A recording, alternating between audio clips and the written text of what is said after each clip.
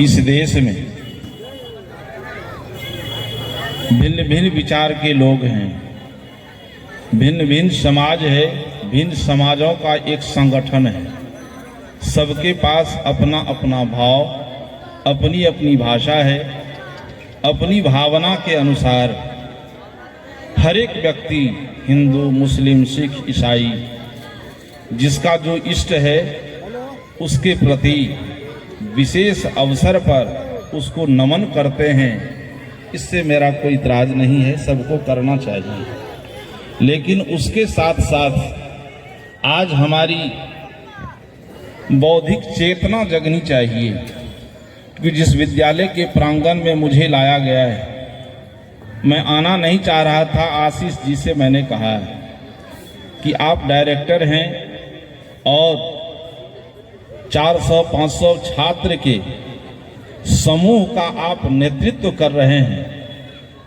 यह सौभाग्य सबको प्राप्त नहीं होता है, लेकिन जो सौभाग्य आपको प्राप्त हुआ है, इस सौभाग्य का उद्देश्य ये नहीं होना चाहिए कि हमारा आर्थिक संवर्धन हो और समाज में हमारा सम्मान हो। यदि इस दृष्टि से आप चलेंगे तो आज पूरी दुनिया इसी दृष्टि से चल रही है। भारत का पूरा तंत्र इसी दृष्टि से चल रहा है। चाहे कोई प्रतिनिधि हो, चाहे कोई राजनेता हो, सब इसी दृष्टि से चल रहा है कि हमारा सम्मान कैसे बढ़े। राष्ट्र के लिए कोई नहीं चल रहा है, कि राष्ट्र के लिए जो चलने वाले महापुरुष थे वो विदा हो गए। इसलिए इस शिक्षण संस्थान के द्वारा भौतिक शिक्षा के साथ साथ बच्चों के अंदर एक संस्कार जाना चाहिए, और वो संस्कार है कि जो हमारी परंपराएं थी, जो खो गई है, जो तिरोहित होती जा रही है। क्योंकि भक्ति संगीत में भी ऐसे ऐसे शब्द अब आ रहे हैं जिससे मनोरंजन तो होगा, मनोरंजन हो रहा है, लेकिन इस मनोरंजन का परिणाम कितना भयानक हो रहा है सबके सामने है। कि आज चारों तरफ चोरी, जारी, भय, छल, प्रपंच व्याप्त है। तो मनोरंजन के साथ साथ आत्मरंजन भी होना चाहिए। आत्मरंजन के लिए आत्मज्ञान की आवश्यकता है। हम जिस सम्मान के साथ अपने इष्ट को स्मरण करते हैं, उस इष्ट से अधिक महत्वपूर्ण 3 सबसे बड़े इष्ट हैं। वो 3 इष्ट में पहला इष्ट है मातृदेवो भव। वेद के ऋषि ने कहा कि मातृदेवो भव, पितृदेवो भव, आचार्य देवो भव। माता देव है, प्रथम देव माँ है, और उस माँ की आज उपेक्षा हो रही है।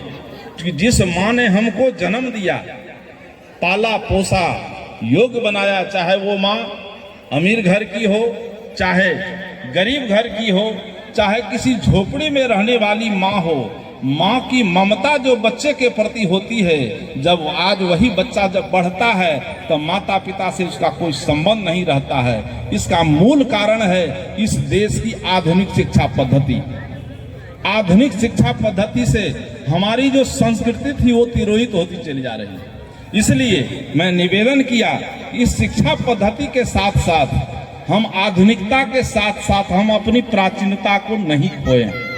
प्राचीनता के साथ हम जुड़ करके चलेंगे तो हम नए समाज की स्थापना कर सकते हैं। क्योंकि यह देश, इस देश के जो बच्चे हैं, जो आज बच्चा है, कल वही इस देश का भविष्य है। इसीलिए कहा था कि इंसाफ के डगर पे बच्चों दिखाओ चल के, यह देश है इसका हमारा नहीं। कहा कि इंसाफ के डगर पे बच्चे दिखाओ चल के, यह देश है तुम्हारा और नेता तुम ही हो कल के। हम लाए हैं तूफान से। कवि ने कहा, जब देश आजाद हुआ तो कवि ने कहा कि हम लाए हैं तूफान से किश्ती निकाल के, इस देश को रखना मेरे बच्चों संभाल के। आज दुर्भाग्य है, इस देश के बच्चे का भविष्य अंधकार में है। विद्यालय बढ़ता जा रहा है, शिक्षकों की संख्या बढ़ती जा रही है, और उतनी ही तेजी से इस देश में अकर्मण्यता, संस्कार में गिरावट आती जा रही है। इस गिरावट से ऊपर उठने के लिए मैंने कहा, इस विद्यालय में आपको लगेगा कुछ क्षण के लिए कि कुछ लोग आपसे प्रभावित नहीं होंगे, लेकिन कुछ दिन के बाद इसी बच्चे के अंदर जब संस्कार जाएगा और माता पिता को सम्मान करेगा, जो आज की स्थिति है, माता पिता सम्मानित होंगे, समाज आदर्श होगा, तो आपका एक नया इतिहास आरंभ होगा। इसलिए जीवन जीने के संसाधन के साथ साथ, शिक्षा के साथ साथ संस्कार को जोड़कर चलिए, संस्कार की शिक्षा दीजिए। इस महोत्सव के अवसर पर जो सरस्वती पूजा का अवसर है, वो सरस्वती क्या है? पूजा तो करते हैं, सरस्वती है क्या? सरस कहते हैं कंठ को, पुरुष है तो उसको सरस्वान, और स्त्री है, महिलाएं हैं तो उसको सरस्वती कहते हैं। यदि शिक्षक पुरुष है और वो सरस्वान है, मतलब विद्वान है, तो उस शिक्षक से ही ना बच्चे पढ़ेंगे कि मिट्टी की मूर्ति से पढ़ेंगे।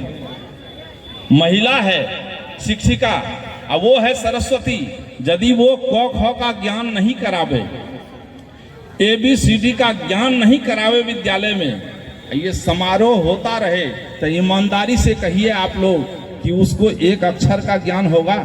ईमानदारी से होगा यदि विद्यालय में शिक्षक और शिक्षिका पढ़ाए नहीं। इसलिए उस शिक्षक और शिक्षिका का सम्मान, माता पिता का सम्मान, फिर समाज का सम्मान, ये संस्कार बच्चे के अंदर भरने का प्रयास करना चाहिए, और इसके लिए आशीष जी करेंगे। इसलिए कि हमारे पास सब नहीं पहुंचता है, बड़ा बड़ा विद्यालय है। आज ये जो भीड़ खड़ी है, प्रिय आशीष जी के हृदय में कुछ न कुछ भाव है, उस भाव के अनुसार वो सबको आमंत्रित किया।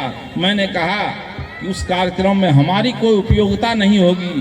कहा साहब जी आप पैर रख दीजिएगा तो हमारा विद्यालय पवित्र हो जाएगा, और दो शब्द बोल देंगे, उससे लोगों के कान तक जाएगा, तो कुछ न कुछ अनुसरण तो करेगा।